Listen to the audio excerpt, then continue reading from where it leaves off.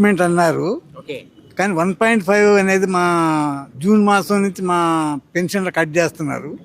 కానీ మాకు రావాల్సిన సేవలు అందట్లేదు మా దానిలో.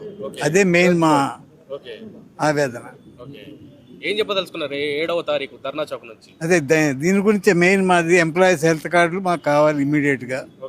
మా డబ్బులు తీసుకుంటున్నారు కాబట్టి మాకు వెంటనే అమలు పడతారని చెప్పి మేము సార్ చెప్పండి, ఏం చెప్పదలుచుకున్నారు?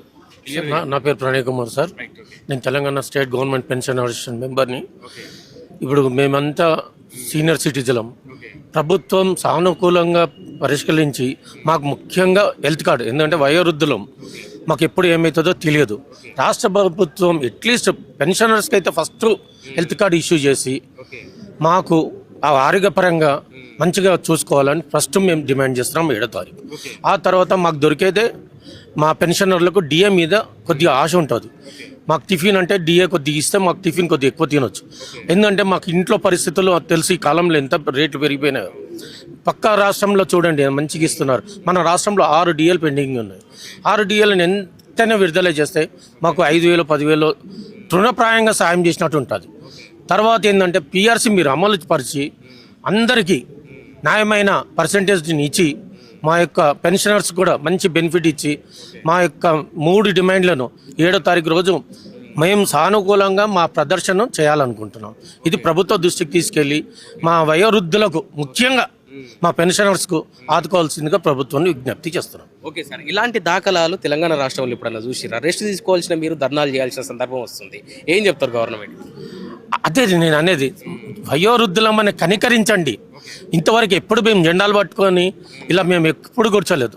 అడప ఎప్పుడో కూర్చున్నట్టు ఒక చేయాలి. అది NT Rama Rao government I think అప్పుడు కూర్చున్న తప్ప దాని తర్వాత ఎప్పుడు కూర్చోలేదు. మళ్ళీ ఇప్పుడు మాకు ఇలాంటి పరిస్థితి రావడం నిజంగా దురదృష్టకరం. దయచేసి ప్రభుత్వం మా న్యాయమైన డిమాండ్లను క్షుణ్ణంగా పరిశీలించి సిఎస్ గారి ఆధ్వర్యంలో మాకు సానుకూలంగా వస్తుందని మేము ఆశిస్తున్నాం.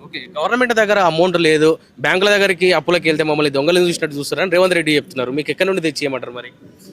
సార్, మనం రెవెన్యూ ఎక్కడ లీకేజ్ ఉందో దాన్ని మనం చూసుకొని దాన్ని ఆరికట్టి దాన్ని పగడబద్దిగా వసూలు చేస్తే మనం మిగులు బడ్జెట్ నుంచి మైనస్ బడ్జెట్కి ఎలా వెళ్ళినాం? అసలు మిగులు బడ్జెట్ కదా మన రాష్ట్రం, మళ్ళీ ఆ డబ్బులు ఎక్కడికి పోయినాయి? ఒక్కసారి ఆత్మ పరీక్షలు చేసుకోవాలి. పేరు వరుదిని, నేను ఎడ్యుకేషన్ డిపార్ట్మెంట్ నుండి 2017లో రిటైర్ అయ్యాను. మాది మెయిన్ ఏంటంటే 3 డిమాండ్స్ అండి. ఒకటేమో పిఆర్సీ, రెండేమో డిఏ, మూడోదేమో హెల్త్ కార్డు. ఈ 3 మా ఫుల్ఫిల్ చేస్తే మీరు ఎంతో మాకు రుణపడి, మేము మీకు ఎంతో రుణపడి ఉంటాం. గవర్నమెంట్ దృష్టికి తీసుకెళ్ళారా మేడం? అంటే ఇప్పుడు తీసుకెళ్తున్నాం కదా, అది హెల్త్ కార్డు ఇస్తామంటున్నారు, అది 15th తర్వాత అంటున్నారు. అలానే డిఏలు కూడా ఇస్తే బాగుంది. కాస్ట్ ఆఫ్ లివింగ్ బాగా పెరిగిపోయింది, చాలా 6 డిఏలు అలా పెండింగ్ ఉన్నాయి. దాంట్లో కొన్ని ఇస్తే మాకు కొంచెం ఏదో సహాయపడిన వాళ్ళు అవుతారు కదా. అలానే పిఆర్సీ కూడా ఐఆర్ ఇది చేయడమా ఎప్పుడో రావాల్సింది, ఇంతవరకు రాలేదు. అది కూడా కొంచెం దాన్ని ఇంప్లిమెంట్ చేస్తే మేము చాలా మీకు రుణపడి ఉంటాము.